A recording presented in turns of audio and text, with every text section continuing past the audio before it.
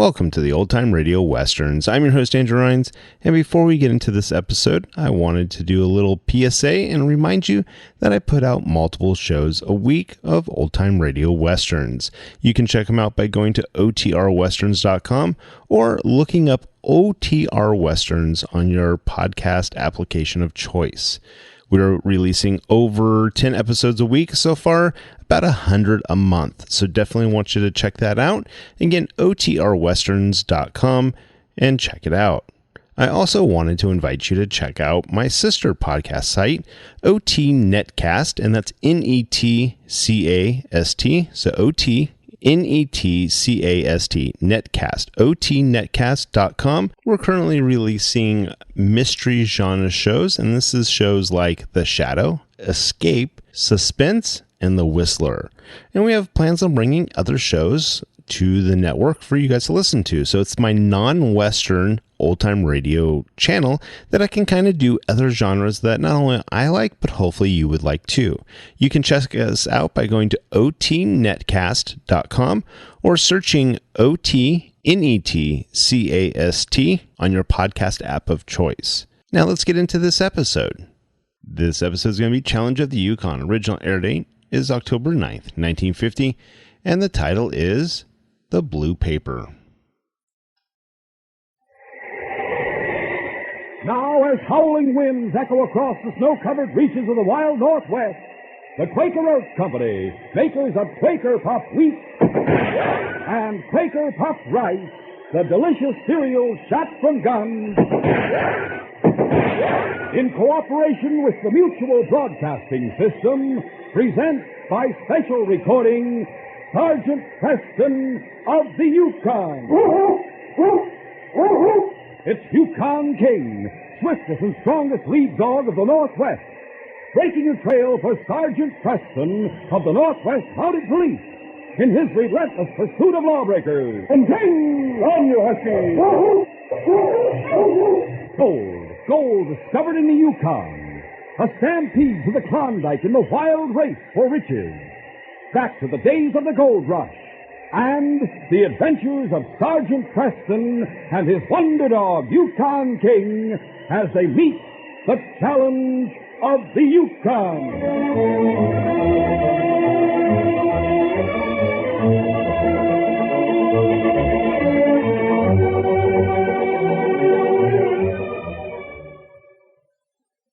Quote from an employee.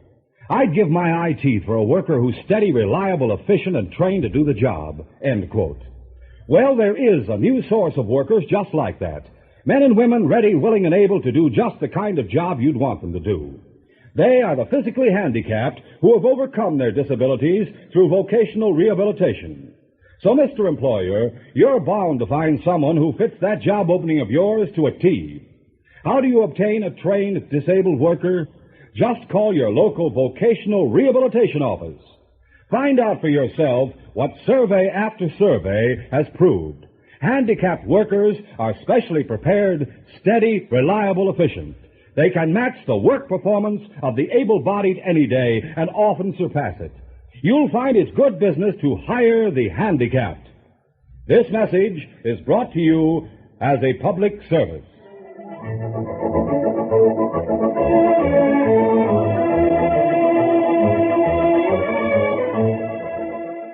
When Davy Troy opened his eyes, he found himself lying in a bare, dilapidated-looking cabin.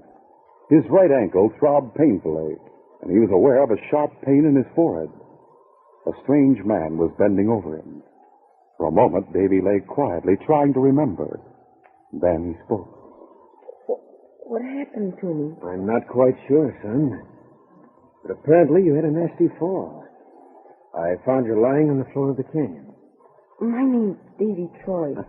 Glad to know you, Davy. Look, do you feel well enough to stand up, or would you like to lie still for a bit? No, I'm all right, I think. My right ankle sort of hurts me. You may have sprained it a bit. Here, lean on me and try to take a few steps, huh? All right. There we are. What's the matter? It hurts awful. You better lie down again. I'll take a look at it. Come on. Davy gritted his teeth and tried not to cry out with pain as the stranger pulled off his right muckluck. A moment later, after removing Davy's sock, the stranger gave a startled gasp. Holy mackerel, your ankle is all swelled up. Is my ankle broken? I'm not sure. Where do you live? In Nugget Bend. My mother has a cabin right on the edge of town. If your ankle is broken, it ought to be looked after by a doctor as soon as possible. There's a doctor in Nugget Bend. You could help me get back home. Oh, I could carry you home easily enough. That's not the problem. You see, Davy, I don't want to be seen by anyone. Why not? The fact is, I'm wanted by the police. The police? Say, I know who you are. You're that new timekeeper at the Crenshaw mine. Yes, you guessed it. I'm Lee Quentin. You killed old Mr. Crenshaw. No, I didn't kill him. I swear I didn't. Not that it makes much difference whether you believe me. But if you didn't kill him, why are the police after you? Because the evidence is all against me. It happens I discovered Mr. Crenshaw in the mine office right after he'd been shot. Then his nephew walked in and found me bending over the body. Do you have any idea who really killed him? No, but I think I have a clue. What sort of clue? A piece of paper with a message written on it. But I suppose it wouldn't do any good. Police would probably think I made the whole thing up just as an alibi. Golly, I wish there was some way I could help you. Thanks, Davy. Yeah, but don't worry your head about my troubles. That ankle of yours is enough to worry about. If you'd help me get home, I don't think my mother'd give you away to the police. I'll tell you what, Davy. It'll be dark in another hour or so. I'll wait till then and then carry you home. If I'm lucky, maybe I can make it without being seen. Meanwhile, in the nearby town of Nugget Bend, two men were seated at a corner table of the Royal Flush Cafe. One of them was Howard Crenshaw, the nephew of the murdered mine owner. The other was a gambler called Slick Rodell. Howard Crenshaw was speaking in a low, tense voice. There's no doubt about it, Slick. That paper that Clinton got from my uncle just before he died must be the message you sent. You can't be sure of that. I'm practically certain, I tell you.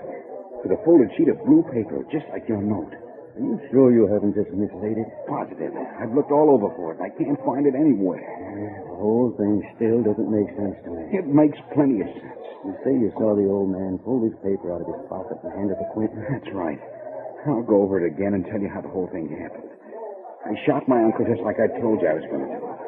And I opened up the safe and dropped the gun down beside the body and went outside to wait for Quentin to show up. I was planning to burst in on him and accuse him of the crime. Yeah, I know all that. Well, I kept out of sight until Quentin arrived and went in the mine office. Then I sneaked up to the window and looked in. And it turned out the old man wasn't dead after all. That's right. The way it looked, he was trying to talk, but he was too weak. So he did the next best thing by putting out that note. That's what I don't savvy. Why should he want to give Quentin a note? Use your head. There's only one explanation. He was trying to give the police a clue. He must have thought they could figure out from the note who shot him. And I'm thinking he was right. Sure made a mess of this job, Crenshaw. By thunder, we've got to find Quentin and destroy that note before the police get their hands on it. Don't say we. You're the ones in trouble, not me. Oh, wait a minute. You're in on this, too. I never would have killed my uncle if you hadn't been pressing me for money. Oh, why shouldn't I pressure for money? I'm holding your IOUs for $5,000. The point is, you knew beforehand I was going to kill my uncle so I could inherit the mine and pay you back. That makes you an accessory before the fact. And when it comes right down to it, the Mounties might easily think you shot him yourself. What are you talking about? Remember, my name doesn't appear on that note. It just says you'd better pay me that $5,000 by the end of this week or it'll be too bad for you. And it's signed Slick. The police might figure you were blackmailing my uncle. And here's something else to think about. The law says that a murderer can't profit by his crime. That means if I'm convicted, I won't inherit my uncle's mine after all. So if you ever expect to get paid that $5,000 I owe you, you'd better help me every way you can. That evening, Sergeant Preston arrived in Nugget Bend and stopped at the cabin of Constable Joe Burke. When the two Mounties had finished their meal and sat talking around the stove, Constable Burke remarked, I wish you were staying on here for a few days, Sergeant. Oh, how so? Well, a man was killed here night before last. An old mine owner named Crenshaw. Bert Crenshaw? That's right. He was shot to death. I know who did it, but the fellow got away, and I still haven't been able to run him down. Tell me about it. Well, it happened about 8 o'clock in the evening. The mine hands were all in town, it being Saturday night, Bert's nephew happened to go back to the mine to see about something. Maybe you've met him. Yes, I have. His name's Howard Crenshaw, isn't it? That's right. Anyway, he heard a shot in the mine office, and when he rushed to investigate, he found the timekeeper, a young fellow named Lee Quentin, bending over his uncle with a gun in his hand. Then what happened? Quentin turned the gun on Howard, locked him in the storeroom, and made his getaway. Any idea what his motive was? Well, the safe door was open, so apparently Quentin was robbing the safe, and Mr. Crenshaw caught him in the act. At least that's my theory. Oh. Quentin have a team? Not that I know of. Of course, he might have gotten hold of one earlier that evening and had the sled all loaded with supplies ready to make his getaway. Here they are, Sergeant. Right. Dr. Cameron. Well, good evening, Constable. Come on in. Hello, Doctor. Well, bless my soul if it isn't Sergeant Preston and King. When did you two get into town? About an hour ago. Take off your coat and sit down, Doctor. Well, I'll sit down, but I won't bother with my coat. Can't stay more than a few minutes. Did you want to talk to me about something? Yes, I do. I don't know whether or not I should be telling you this, Constable, but I suppose it's my duty. I think the widow Troy and her little son Davy may know something about that murderer you're looking for. You mean Lee Quentin? That's right. You see, Mrs. Troy called me over to her cabin this evening to have a look at Davy. Yes? He'd been playing out in the hills and had a fall. She thought his ankle might be broken. Was it? No, Sergeant, just a bad sprain, but he couldn't walk on it. How'd he get back home? That's just it. She says a trapper found him and carried him home. There was a bad cut on his forehead, and whoever found him had bandaged it up with a handkerchief. Well? When I took it off to look at the cut, I noticed it had initials LQ on it. LQ? That's right. And if you ask me, it's a mighty big coincidence if those initials stand for anything but Lee Quentin.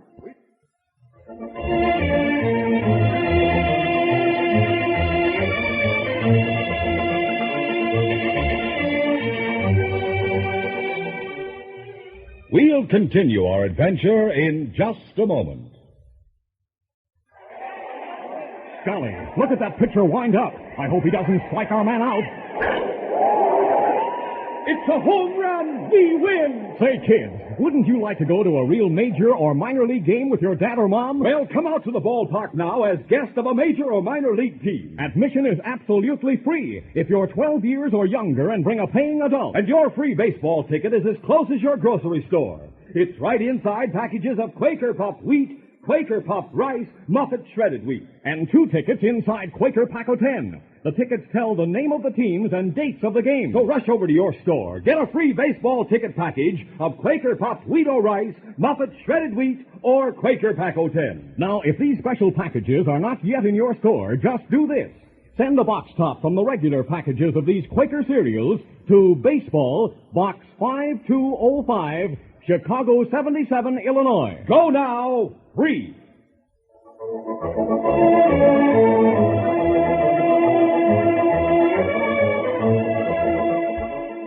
Now to continue. Flora Troy, Davy's widowed mother, was a young and pretty woman who earned a living for herself and her son by baking bread and pies, which she sold to the local cafes, as well as to individual miners in the neighborhood. As she opened the door in response to Constable Burke's knock and saw the 2 Mounties standing outside, she gave a slight nervous gasp. Constable Burke and Sergeant Preston. Good evening, Mrs. Troy. Hello, Flora. May we come in for a few minutes? Well, of course. Thank you. Davy was lying propped up on a cot in one corner of the room. Golly, it's Sergeant Preston and King. Hello there, Davy. I didn't know you two were back in town. We just arrived this evening. I wish you were stationed here all the time so I could play with King. He's a wonderful dog. I understand you had a bad fall today, Davy. Yes, sir. I sprained my ankle and cut my forehead. Oh, I'm sorry to hear that. Where did it happen? Well, I was It climbing... happened out in the hills west of town, Sergeant. Won't you and the constable sit down? Oh, thanks. Thank you. Mrs. Troy, we came to ask you some questions about the man who brought Davy home today. Oh, what do you want to know about him? Well, for one thing, what was his name? Well, to tell you the truth, I didn't think to ask his name. I was too worked up at the time. He's a trapper. That's really all I know about him. Mm-hmm. According to Dr. Cameron, the handkerchief he wrapped around Davy's forehead carried the initial LQ. Yes, I believe it did. May we see the handkerchief? Of course. I just washed it and hung it over the stove to dry. Well, in that case, don't bother. I thought perhaps it might give King the man's scent, but now the scent will be gone. You mean you wanted King to trail the man? That's right. But why? We're wondering if he might not have been the timekeeper at the Crenshaw mine. The man who shot old Mr. Crenshaw. You see, his name was Lee Quentin. Oh, no. It definitely wasn't him. I saw Mr. Quentin several times when I delivered baked goods over to the mine. You're sure of that? Positive. What did this trapper look like? Well, he was short, and he was middle-aged, and, well, he had sort of grayish whiskers. Oh. What does Quentin look like, Joe? He's tall, dark, and clean-shaven. And he's not more than 31 or 32 years old. In that case, we seem to be barking up the wrong tree. Wait a minute now, Sergeant. Frankly, I'm not... You heard the description Flora gave, so the man certainly can't have been Quentin. We may as well be on our way. All right, Sergeant, if you say so. Good night, Flora. Good night, Davy. I hope your ankle's better soon. Thanks, Sergeant. Night, King. Good night, Flora. Goodbye, Constable. Bye. Goodbye, Constable. Hang it all, Sergeant. I think she's lying. So do I, Joe. Probably out of gratitude to Quentin. But if you think the man was Quentin, why didn't you let me go ahead and cross-question her? You'll never get anything out of her that way, Joe. Not even if you manage to trip her up and prove she's lying. Then what do you think we ought to do? If the man was Quentin, he's evidently still hanging around somewhere near town. Which means he has no dog team to make a getaway and probably no supplies. So? So, if our assumption's correct, I think there's a good chance that Flora will take food to him. And perhaps warn him that our suspicions were aroused for the handkerchief. In other words, if we keep watch on her, she may lead us to him. By golly, it's worth a try. It wasn't until the following night that Flora made any attempt to leave town. Shortly after midnight, the two Mounties who were posted in a grove of trees on a nearby hillside saw her emerge from her cabin with a basket on her arm. There she goes now, Sergeant. She's leaving her cabin. Yes, we'll follow her and see where she goes. Flora took the north trail out of town and followed it for 2 or 3 miles. And then she turned aside and made her way along a rocky path that eventually led down into the mouth of a steep-walled canyon. Constable Burke, who was following at a safe distance behind, whispered to Sergeant Preston. Holy mackerel. But I know where she's going. Huh? There's an old dilapidated shack down in the canyon. I forgot all about it. I was probably using it as a hideout. The constable was right. When Flora arrived at her destination, the shack was completely dark. Soon after she knocked on the door, the soft glow of a candle appeared between the chinks of the weather-beaten boards. A moment later, the door opened. Oh, hello, Mrs. Troy. Come in. I brought you some more food. All right. I just don't know how to thank you for helping me this way. Well, that's the least I can do after the way you rescued Davy. But I'm afraid the police are suspicious. What do you mean? For that handkerchief you wrapped around Davy's head. It had your initials on it. What? The doctor noticed it and reported it to the police. Get your hands up. Oh, Mounties. There you go. All right, Sergeant. You must have followed me here. Yes, we did. You should have told us the truth, Flora. He has a gun, all right, Sergeant. And it's been fired once. What caliber? 45. Same as the bullet that killed Mr. Crenshaw. All right, Quentin. Hold out your hands while I snap on these handcuffs. Now, look, I know things look bad for me, but I swear I didn't kill Mr. Crenshaw. Then why did you run off and hide this way? Because I lost my head, that's why. Better tell us the whole story. There's not much to tell, Sergeant. I had supper in town that night and then went back to the mine because Mr. Crenshaw wanted me to work late.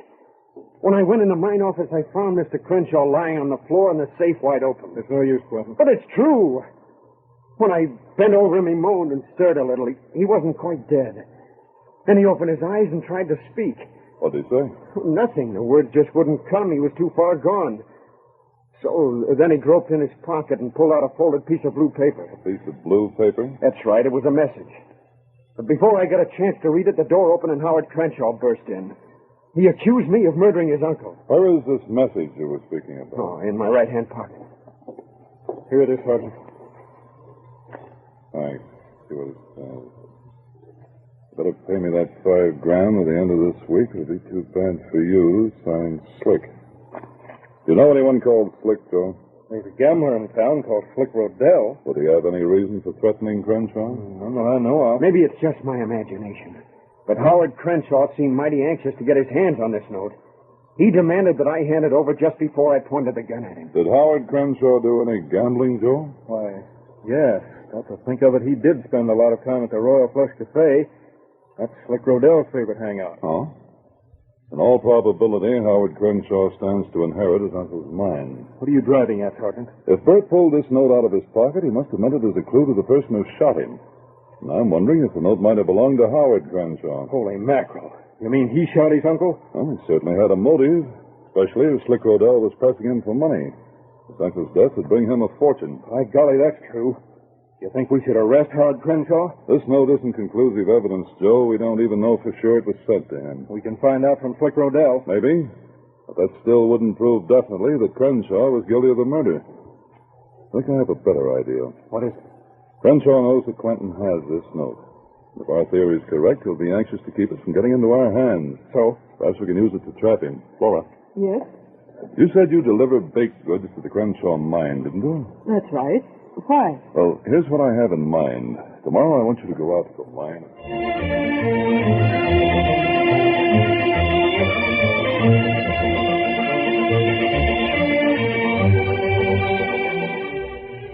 We'll continue our adventure in just a moment.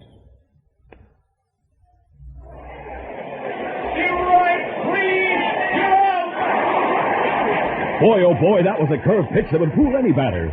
Say, kids, wouldn't you like to be in the ballpark and see how a star pitcher makes the ball curve right over home plate? Golly, everything about a major or minor league game is exciting. The crowds, the goodies, get in on that excitement. Come out to the ball game as guest of a major or minor league team. Walk right through the gate free if you're 12 years or younger and have mom or pop with you or another paying adult. It's as easy to get a free baseball ticket as going to the grocery store. Get it right inside packages of Quaker puffed wheat and Quaker puffed rice and Muffet shredded wheat. You get 2 free tickets inside Quaker Paco 10. Names of teams and dates are on every ticket. Golly, why wait? Get a free baseball ticket package of Quaker puffed wheat or rice, Muffet shredded wheat, or Quaker Paco 10. If your store doesn't have the special packages yet, send a box top from the regular package to Baseball, Box 5205, Chicago 77, Illinois.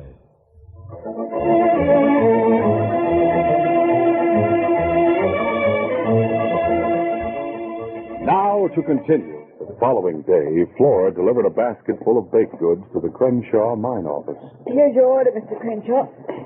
There's 2 loaves of bread and 3 pies. Thank you, Mrs. Troy. The mine hands certainly do like your baking. I'm glad to hear it. Now, here's your money. Thank you. Well, this will help to pay for Davy's doctor bill. Oh, say, that's right. I understand he had an accident. Yes. Yes, he had a bad fall out in Stony Canyon. He might have lain there unconscious for some time, but luckily some man happened to be living in the shack out You there. mean that old broken-down shack? That's right. Don't ask me why anyone should move into that place. Who was this man? Oh, I have no idea. Davy said he was tall and dark-haired, and he thought he'd seen him before. But he must have been mistaken, because the man claimed he was a stranger in these parts. He did, hmm? Well, that's interesting. That's mighty interesting. Well, thanks, Mrs. Troy. Thanks for the baked goods. See you next week. Goodbye, Mr. Crenshaw. Howard Crenshaw waited until Flora had gone. Then he hurried into town to the Royal Flush Cafe, where he was greeted by Slick Rodell. What are you looking so excited about, Crenshaw? Listen, Slick, I think I found out where Lee Quentin's hiding. Where? Some guy's moved into that old shack in Stony Canyon, and he answers Quentin's description. How'd you find out? I was talking to the widow Troy. Her kid Davy had a fall out there in the canyon, and this guy rescued him. Davy said he was tall and dark, and he thought he'd seen him before. But the man denied it. He claimed he was a stranger in these parts. By thunder, it might be Quentin at that. We'd better go out there tonight and check up on him. If it is Quentin, we'll get that note and make sure he never gets a chance to tell the Mounties about it. That night, Howard Crenshaw and Slick Rodell left town and drove out to Stony Canyon. Leaving their teams at the mouth of the canyon, they approached the shack on foot and crept quietly up to the door. Place is dark. It's probably asleep. I'll try to open the door without waking him. Have your gun ready. Right.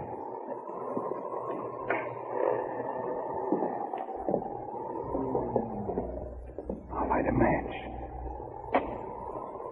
Ah, there he is. Sleeping over there on the floor. My thunder, it's Quentin, all right. Shut the door when I light the candle light. A moment later, as the soft glow of the candle lit up the interior of the shack, Lee Quentin stirred and opened his eyes. He's waking up. Crenshaw. Get your hands up, Quentin. So this is where you've been hiding out from the law. Why? Well, what are you going to do? You'll find out. First, I want that paper you got from my uncle, the one he gave you just before he died. Yes, it's in my pocket. Now hand it over and don't try any false moves. All right here. Thanks. How about it, Crenshaw? The message I wrote you? Yeah, this is it, all right. So that note was written to you, huh, Crenshaw? What about it? Well, now I'm beginning to understand. You owed this man money and he was threatening you. I'll bet you killed your uncle so you could inherit his money and pay off your debt. You're smarter than I thought, Quentin. Just so happens you're right. I arranged to frame you for the murder. And you played right into my hands by running away. Well, your scheme won't work, Crenshaw. You're out of luck. I'm afraid you're the one that's out of luck, Quentin. Because now that I've located you and gotten hold of this message, I'm going to kill you. Drop those guns. Marty! As the sergeant fired at Crenshaw, Slick raised his gun, but King leaped before he could shoot. Get away from here! His gun fell to the floor as the great dog's fangs sank into his gun arm. Help, Tonto! Get him away from me! All right, King. Down, boy. I have him covered. Put your hands up, mister, and back up against that wall. Pick up their guns, Joe. Right, Sergeant. Did you get his confession? Yes, we were right outside the door and heard the whole thing. How in blazes did you happen to be here? You walked into a trap, Crenshaw. Flora Troy let you think that Quentin was hiding here. I hoped you'd come to get that note, and you didn't disappoint me. Of all the luck. I certainly am grateful to you, Sergeant. You should thank Flora Troy. Without her help, the plan wouldn't have worked. I sure will thank her. She's the most wonderful girl I've ever known. She's the girl I... Well, if I could persuade her to marry me someday, I'd be the luckiest fella in the world. Well, here's wishing you luck. If she accepts, Davy will be getting a new father. You'll be getting the best pastry cook in the territory. Well, Joe, let's handcuff Slick Rodell and bandage Crenshaw and take the two of them back to town. This case is closed.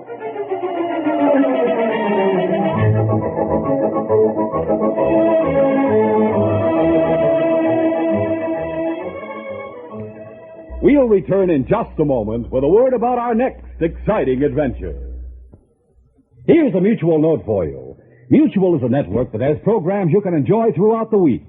If you like question and answer fun, then you'll find there are all sorts of quiz programs you can listen to on Mutual. You can try and outguess the contestants and see if you know the right answer before they do. Even if you don't know, it's loads of fun listening to others, and you can learn a lot at the same time, too. And some of you boys and girls probably have favorite songs and favorite singers that you like to listen to. When you tune into Mutual, you'll hear many of the stars you like best, singing and playing the kind of music you enjoy most. Don't forget, too, there are programs of outdoor adventure and others of barn dance music and jamboree. There's plenty of good listening waiting for you on your Mutual dial. Tune in every weekday afternoon for Mutual's famous programs, especially designed for adventure lovers. And remember to listen other times as well for different kinds of programs you like over most of these stations.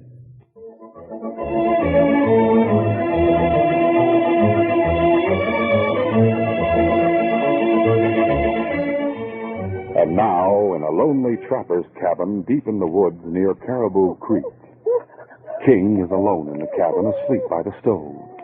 His shoulder and his throat are bandaged. And even now, he dreams of the terrible battle he waged with the leader of the wolf pack the night before. And then suddenly, the great dog is wide awake. He springs to his feet, runs to the door, grabs the latch string in his teeth and pulls. The latch is lifted and the door is blown open. King dashes out into the night and the blizzard. Some unexplainable instinct has warned him that his master needs his help. Where is the sergeant? What danger is he facing in that dark woods? King doesn't know, but he's forgotten his wounds, and he's racing on to what may be a rendezvous with death.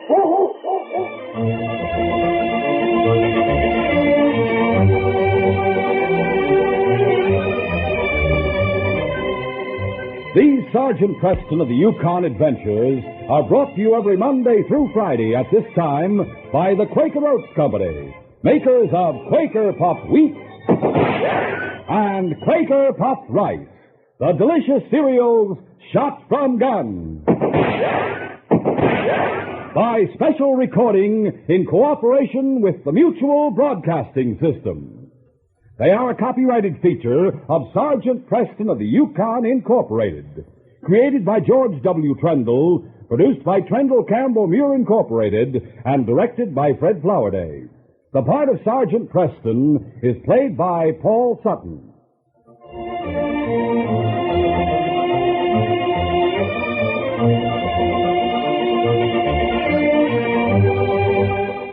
This is J. Michael wishing you goodbye, good luck, and good health from Quaker Puffed Wheat and Quaker Puffed Rice. So long. This is Mutual, Radio Network for all America.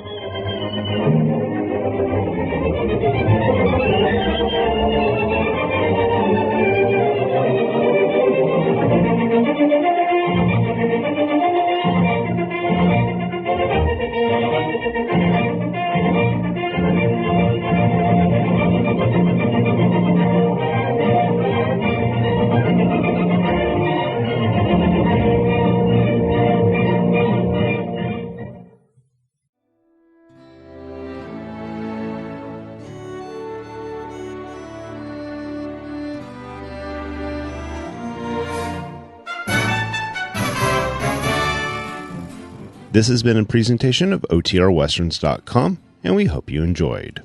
Please take some time to like and rate our shows in your favorite podcast application. Follow us on Facebook by going to OTRWesterns.com/Facebook. Subscribe to our YouTube channel by going to OTRWesterns.com/YouTube. And send us an email, podcast@OTRWesterns.com. You can call and leave us a voicemail, 707-986-8739. This episode is copyright under the Attribution Non-Commercial Share-alike copyright. For more information, go to OTRWesterns.com/copyright. Have a great day, and thanks for listening.